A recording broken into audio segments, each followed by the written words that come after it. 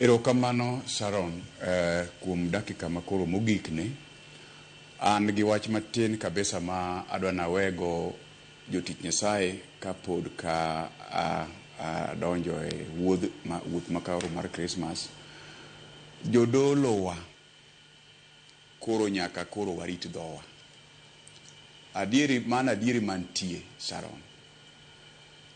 Kaka ok wadwar ni mondo ng'ato criticize tich Nyasaye ma wango e kaka joma moko man e arita mar sirkal be ok mor ka gineno ka wan kaka jodolo kiny wasiko ng'utgi gi wach makech.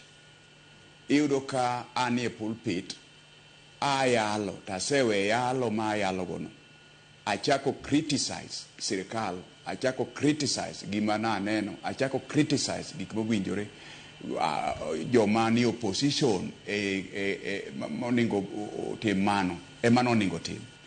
Miyud ka jodolo mang'eny koro oloko papno kaka paw lweny. Iyudo ka odero wach ne rais, odero wach ne sirkal, odero wach ne ng'ato individually, odero wach to en gi kola ng'ute. Gik machalo kamago nyaka wawe, ok oningo wati gi position ma wan go marach. Nikech an jadolo koro anyalo wuoya ma aonge gi gima geng'a. An jadolo anyalo wuoyo, anyalo kuongo ng'ato, an ma Nyasaye tiyo koda. Gik machalo kamago nyaka koro wawe. Wabed jodolo modimbore, motelo ne ji gadiera.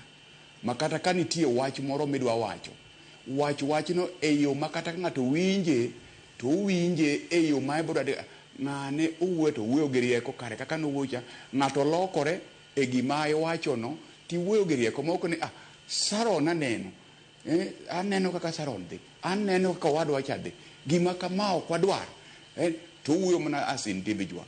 Omiyo joma kamago kelo ich wang' kendo miyo samoro kata kuonde ma nitie kwe koro miyo ji neno ni kare wan kaka jodolo wakoso luor.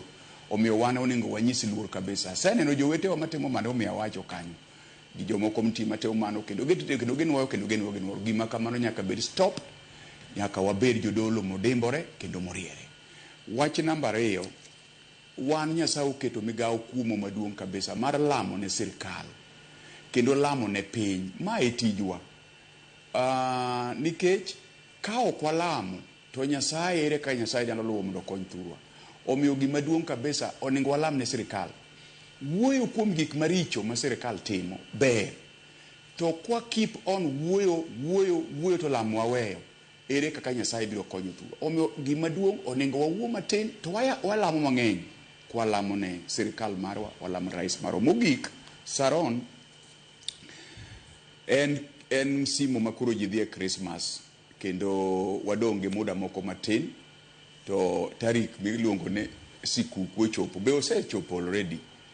Omiyo waseneno ka ajali timore kabisa kata king'iyo media ineno ka ji tho, jomoko tho e ndara, ji timore, geche timore nade, gik ma timore koro pogore kabisa. Omiyo wakwayo joturwa kata oganda duto te, kata drepe wa duto te, sani ok en sa ma dang' wawuog ni walao kama idhiye na dala, kata ichopo sa 6 otieno, kata ichopo sa 3 otieno, kata ichopo kiny gokinyi, bora ni ichopo kingima kaka winjo ka nyamera nowacho, bora ni ichopo kingima.